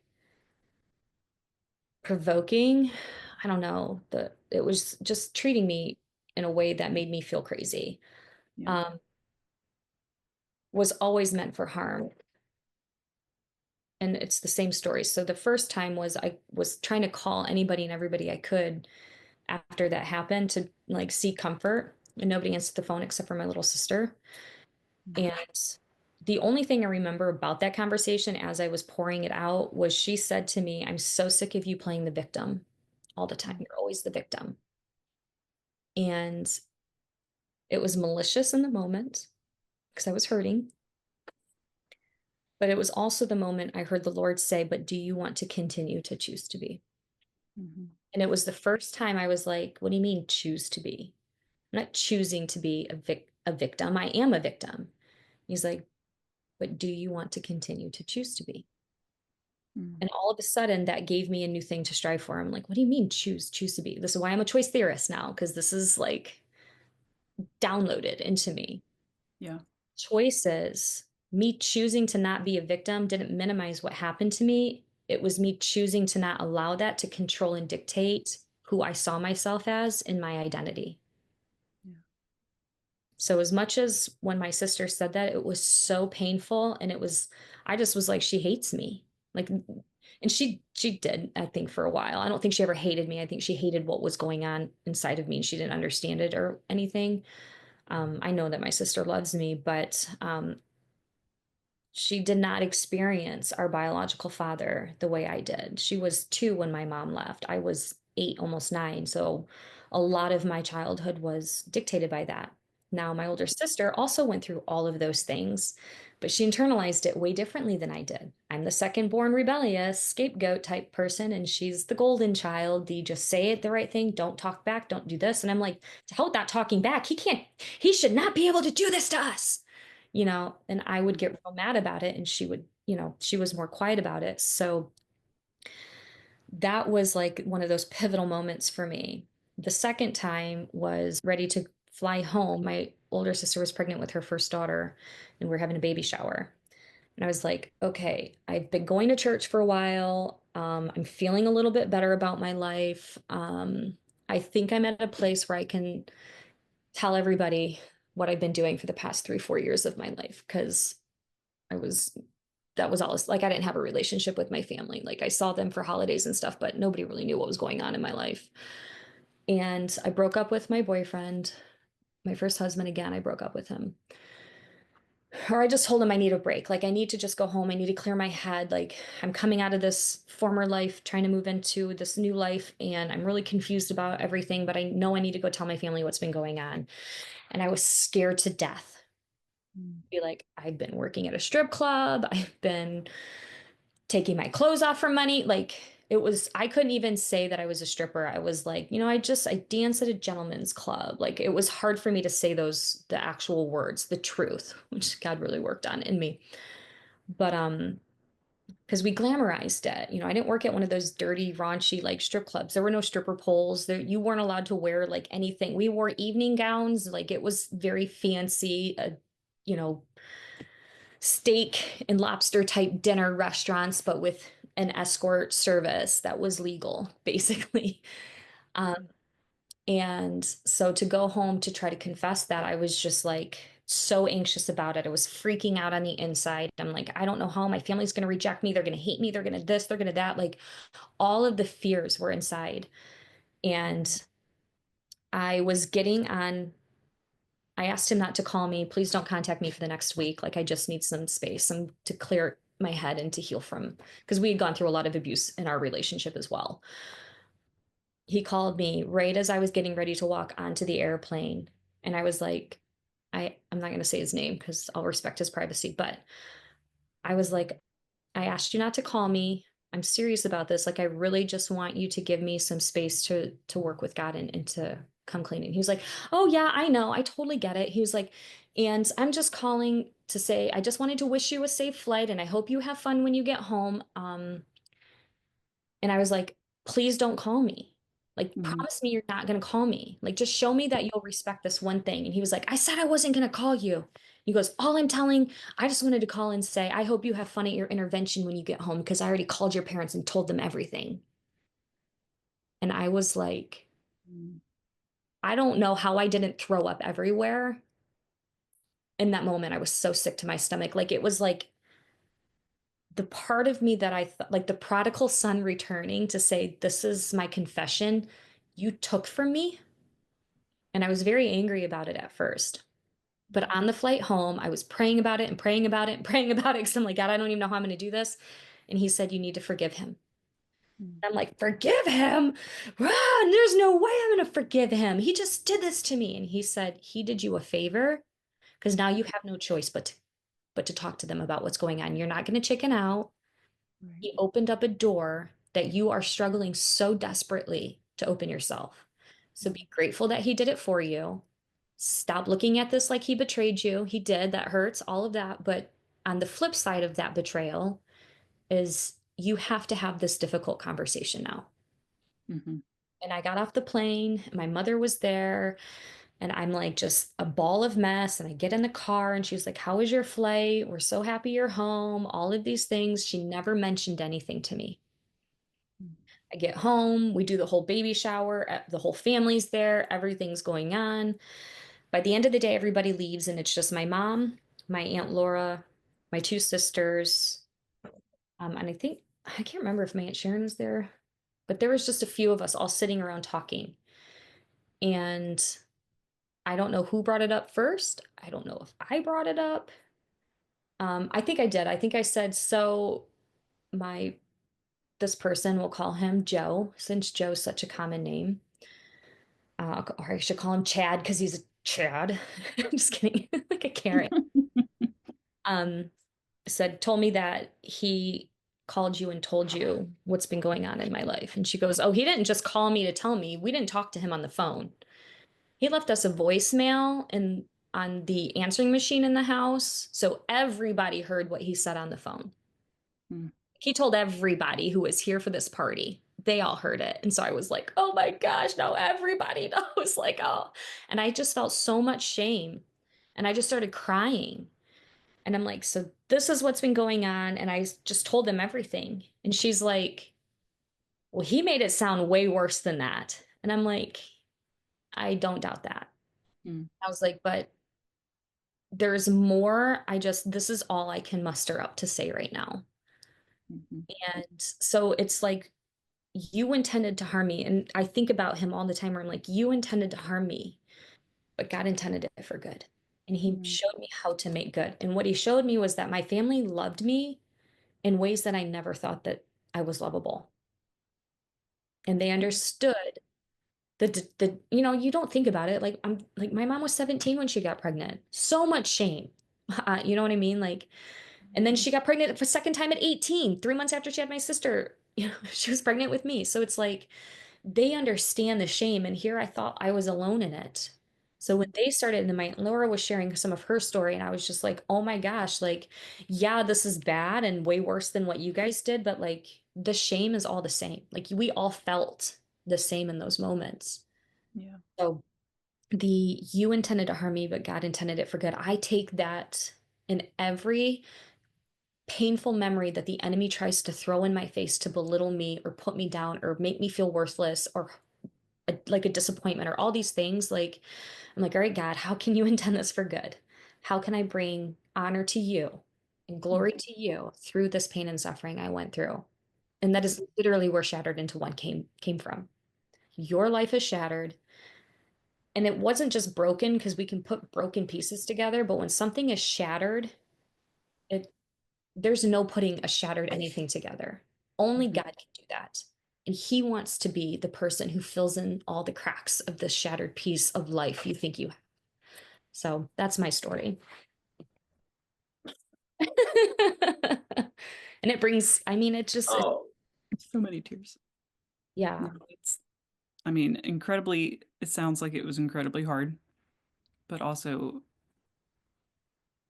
the growth. I mean, walking through that, and I know you and I have had this conversation too, just like the God gives you the courage and he gives you the rationale for it. He's like, this is, I'm leading you into something bigger. I have a big plan for your life, and this is why we're going to do this. Like, this is why you're going to make it, you're going to make amends, and you never know what's on the other side of that door, which is, that's important for me to remember too, I think.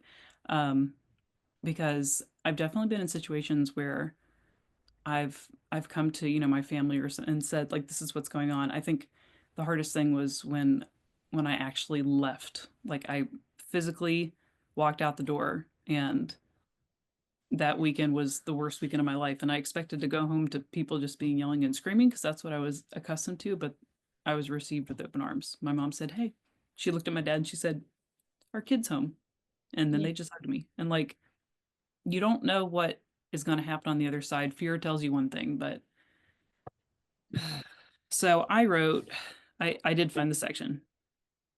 These three things were don't be afraid. Am I in the place of God? You intended to harm me, but God intended for good. Mine was, I highlighted the bottom one too, but mine was don't be afraid. And I think that was where I started to go back to when did I start to feel afraid about everything? Like literally every turn has been like, oh, and where does that even come from? So then I went on this like writing tangent, and I don't usually read my journal out loud, but here it is. It started me with the story of frequent moving, making a few friends, and then having to leave them. Growing up in a fear-driven household, fear that began with parents fighting pre-divorce, and then my dad left. Then I had abandonment issues. And then Gary Brown me was my childhood stalker. A year of terror ensued, and my stepdad moved in. My mom remarried to my stepdad. My brother was born, and we took the stalker to court. Then my stepsister moved in, and custody issues ensued. Her mother made our lives very chaotic, and then that turned into my dad's rage. So while he was trying to, around age 11, this all connects. My biological dad moved to Philadelphia, and he invited me to meet his girlfriend. And I had not seen him in a while, and I embarrassed him out of jealousy and wanting quality time with him.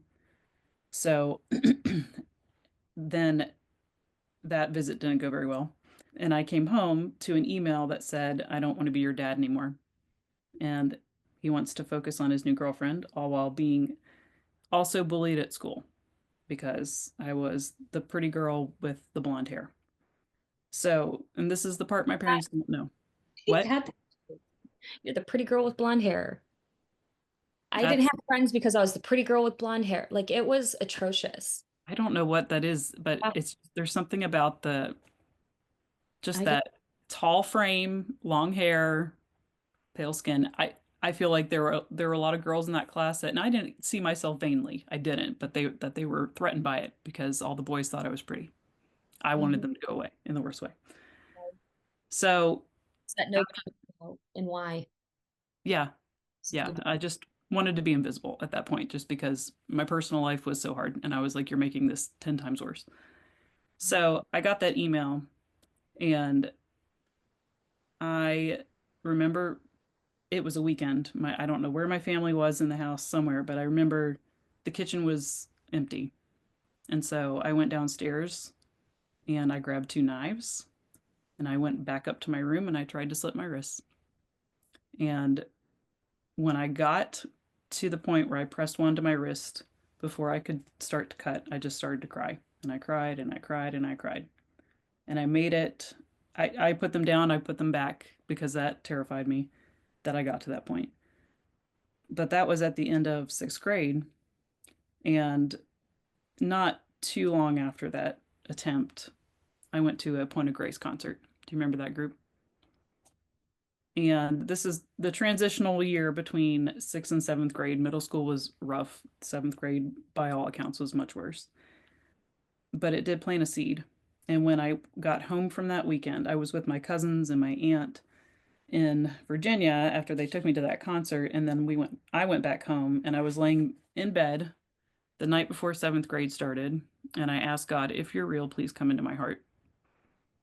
And to help me with the soccer trauma, the bullying, the dad estrangement, and a warmth came over me. And that was the first time I had smiled in what felt like years. So I remember it You sound getting, like my sister. She did it at that age too. And I'm like, why didn't I do it back?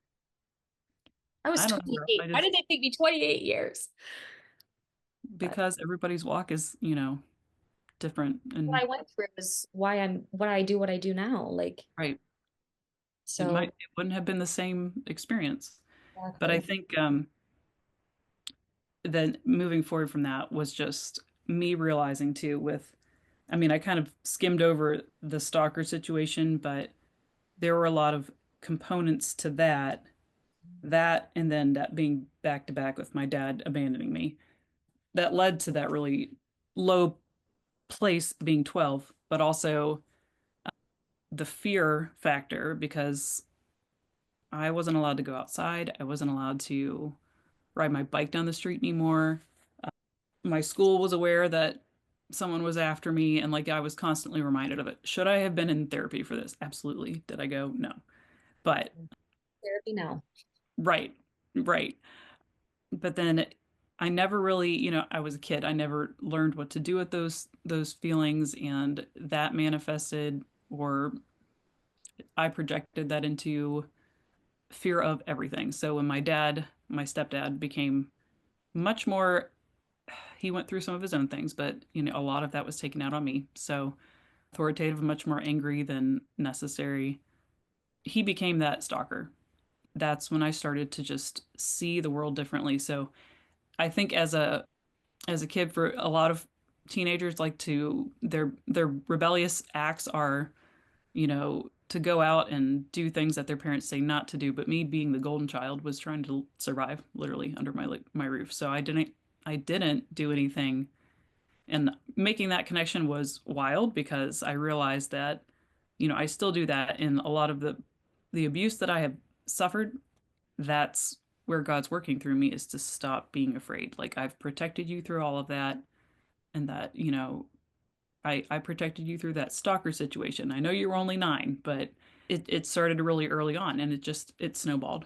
So I think by the time I hit my late 20s, that's that's why, when I got under my own roof, and then I had a marital strife, and like I did the chart with mapping back to see where all things started. But that's why I was just so angry and tired of being afraid of like every every little thing. And I remember one of my good friends who I've known since like 8th grade, when we were walking through that marriage crisis, I kept on saying, I don't want to do this. I don't want to do this. I'm afraid. And she said, you know what? She said, sometimes you just have to stop backing away from the bleeping cliff and you just have to jump. And then she signed offline. She's like, I love you, but you have to do this. Bye. And I was like, ouch. But yeah. Yeah. Like, and I didn't hear from her from 2 days, for 2 days. Like she had been constantly talking to me, walking me through things up to that point, but she realized that I was going to have to grow up, like, and just take a chance. And she said, stop backing away from that cliff and just jump. Like, and that was what I needed to hear. That was my tough love.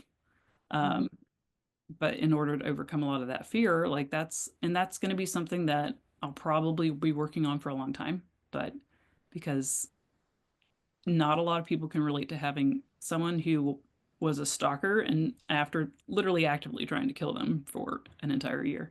Um, but I think that's why my experience as a rebel didn't happen until much later, until I wasn't under somebody else's roof where they weren't trying to control me.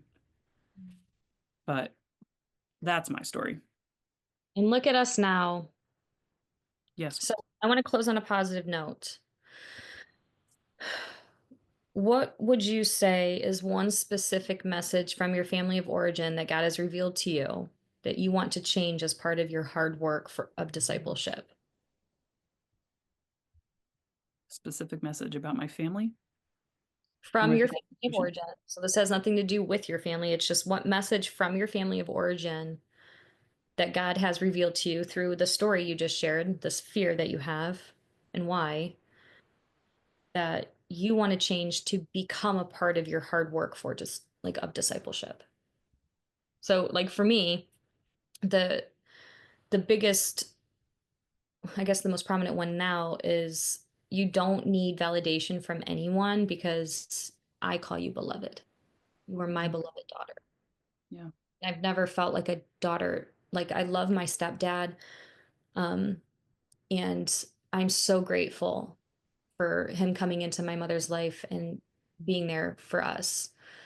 Um, but I've never experienced a relationship with a father figure of like hugging and holding and comforting and saying, you deserve better, and standing up for me and fighting against the people that were hurting me and the boys that were using me and abusing me. And it was just, he was there, but I didn't have like that intimate relationship. I've never had like daddy daughter dances or, just Mhm. a father who just loves on his daughter. Mhm. So my only experience with that has been through my Papa, my relationship with Papa. When he went from being judge and ruler of the universe in my life to my father, it was just night and day. And a piece of me that has been missing for so long was finally getting fulfillment. Mhm. And that's where this becoming one with God, like becoming whole again, that wholeness came from that relationship that I built and worked hard to trust, to walk in and try to trust somebody after you've been through and treated the way you're treated by the men in your life. Like that's hard, Mhm. very hard. Mhm. But God was always consistent and stable in my life. And no matter what I was going through, he gave me answers and helped me through it and helped me see the truth, no matter how much of the false lies and that false identity was coming forth. Mhm. And, Yeah. to hear him call me beloved, like, I mean, just like I was flooded so many times. Yeah. So I think we were joking about, I wasn't joking about it, but I was like kind of laughing about it when we were at church on Sunday, where I'm like, people, when they talk about the lashings and the beatings of Jesus. That brings tears to so many people's eyes, just like how horrific that was. But for me, I'm like, yep, that's normal. Okay. Yep, lived that, felt that. Maybe not to that extreme, but like it's so familiar to me, it doesn't bother me. But as soon as Mhm. they talk about the love that Jesus has and why he did that, that's when I become a mess, where I'm just like, he does love us. Like, and we reject him. We reject somebody who makes that sacrifice because, and I think I take it so personal because I never knew a father who sacrificed anything for me. Yeah. It was just what he wanted when he wanted it and his way of wanting it and taking it. And Yeah. it was never what I want to go do this weekend. Well, we're doing this because this is what I want to do kind of thing. And it's just like, why am I even here? Like, why do we even come? Like, and I said that, I remember saying that to my mom. I'm like, why do you make us go spend the weekends with him? All we do is follow him around to all these trashy women's houses that he's sleeping with everybody everywhere.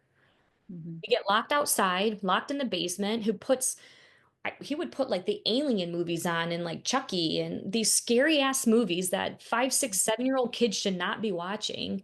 I'm like, why Yeah. do we have to go here? He doesn't want to spend time with us. He just takes us because for who I know now, probably just to say, well, they're my kids, so I'm taking them. And I meet so many split families like this, where it's like they use their children as a pawn to get back at each other. And it's just so sickening to me because I was that kid, and it is atrocious what it does to a child. And I just was like, can we just not go there anymore? Can we just stop going? He doesn't Right. want us there. I remember the last time I remember going over there to spend the weekend with him. We called my mom and we're like, Dad's been locked in the bathroom for like 3 hours. Mhm.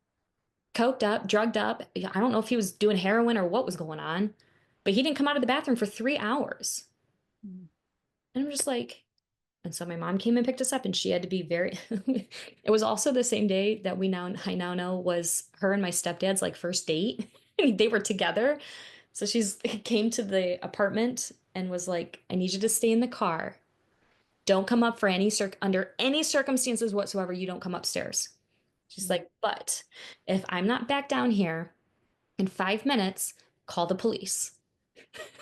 Can you imagine just being on a first date with somebody who's like, FYI, this is what I need you to do?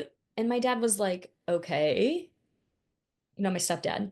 Um, but he did, like he never backed down. Like he loved my mother in ways that she needed more than anything else. And he was always there for us.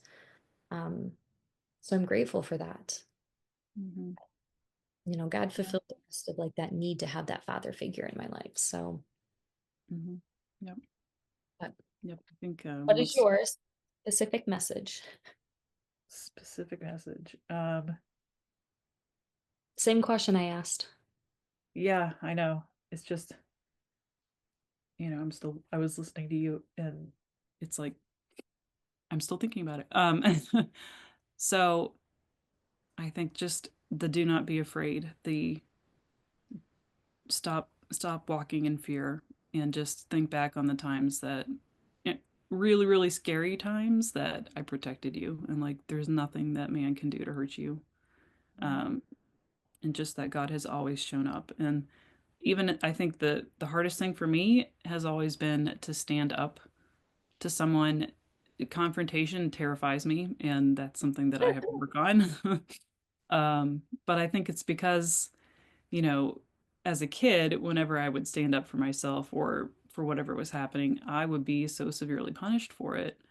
And that's something that, like now, remembering that you're not a kid anymore and you are walking with, God is giving you direction he's saying, stand up for this, do this, say this, or don't, um, and knowing that he's going to walk with me through it and that there's nothing to be afraid of. And I think that's been the biggest thing because there was a lot of fear and control in my background, and that's not where I want to live.